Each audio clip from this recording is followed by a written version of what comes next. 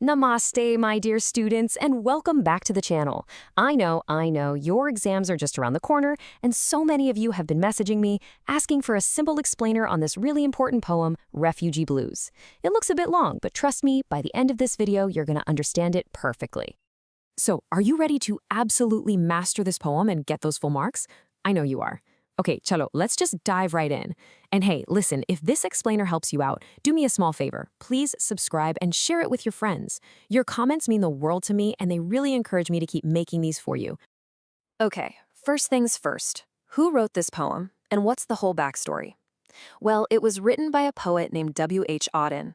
But the most crucial thing to remember here is the context.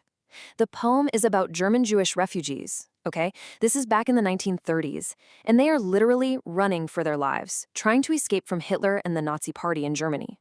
They're desperately searching for a new home, a safe place, but as we'll see, nobody seems to want them. So the poem kicks off with this line. It really feels like a conversation, doesn't it? You can almost picture a husband speaking softly to his wife. They're in this massive city, 10 million souls, that's 1 crore people.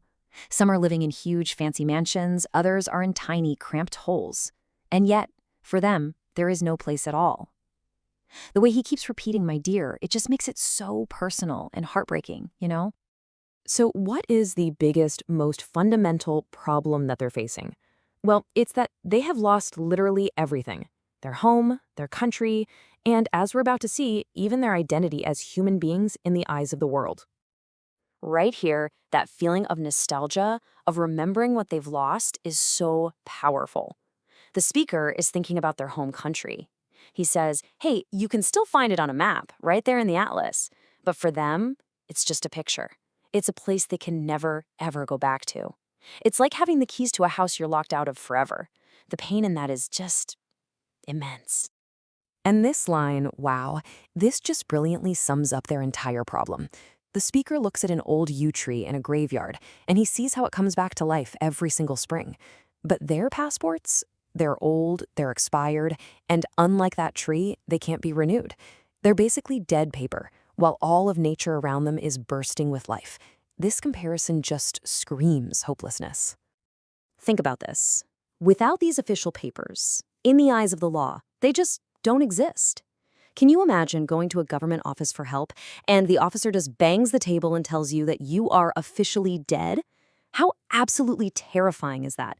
They are alive, they are breathing, but as far as the system is concerned, they've been erased. And it's not just one person, you know? It's not just one mean officer. It feels like the entire world is just slamming its doors right in their faces. Every single place they turn to for help, they just hear a big fat no. Let's just break this rejection down, okay? It comes from 3 directions. First, you have the government, right? The consul who says they're dead. Then they go to a committee, maybe some kind of aid organization, who just politely tells them, oh, come back next year. But where are they supposed to go for a whole year? And finally, even the general public is hostile. The speaker hears someone at a public meeting worrying that if they let refugees in, they'll steal our daily bread, steal their food and their jobs. So they're rejected by the law, by the system, and by society. And as if all of that wasn't bad enough, there's a very real, very direct threat looming over them.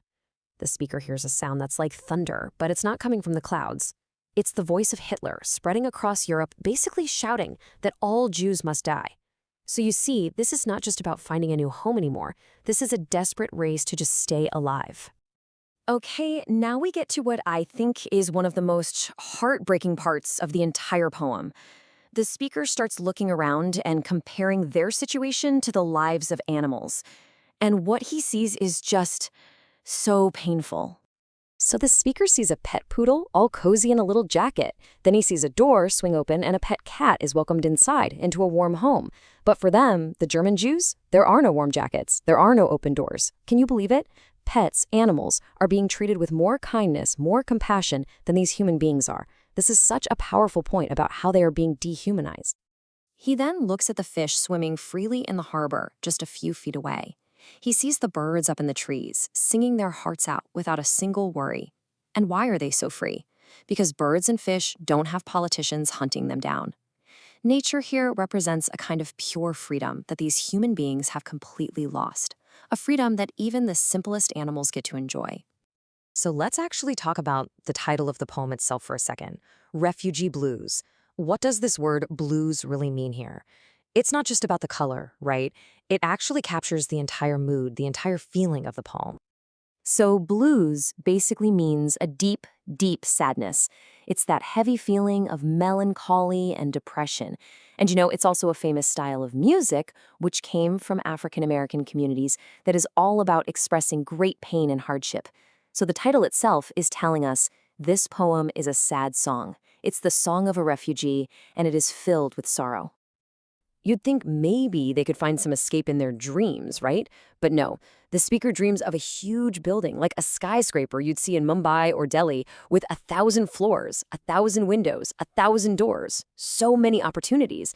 But in this gigantic building of the world, not one single room, not one single door belongs to them. This dream just shows their complete and utter isolation. It's terrifying.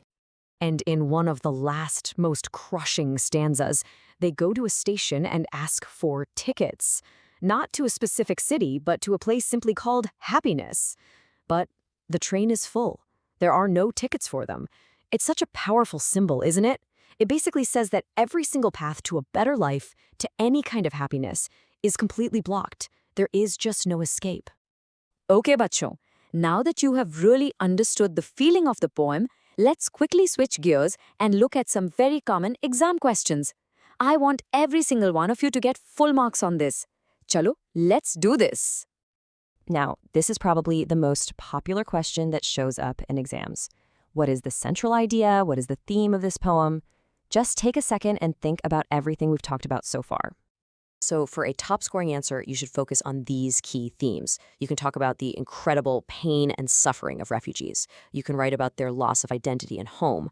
Definitely mention the coldness, the indifference, and even the hostility of society. And of course, talk about dehumanization, how they're treated worse than animals, and that overall feeling of complete hopelessness.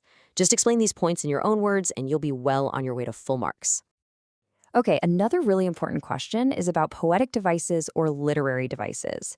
The examiner wants to see if you can spot the special techniques the poet used to make us feel all that sadness. Let's look at the main ones. First, you have the refrain. That's just the repetition of lines like, "my dear," which makes it all feel so personal. Then there's the powerful use of irony, especially when animals are treated better than humans. The poet also uses pathos, which is just a fancy word for creating that feeling of deep sadness and pity in the reader. And finally, there's the allusion to Hitler, which reminds us that this isn't just a story, it was a real, terrible tragedy. Just remember these four, and you are all set. And there you have it. You are now an expert on refugee blues. See, I told you we could do it. Now, when you're writing your answers, please don't just list facts. Remember the emotion. The most important thing is to show the examiner that you have understood the deep, deep pain and sadness of the speaker. So I'll leave you with a final thought to chew on. What does it truly mean to have a home? Is it just the four walls of a building, or is it something much more? Let me know what you think in the comments below. I love reading them.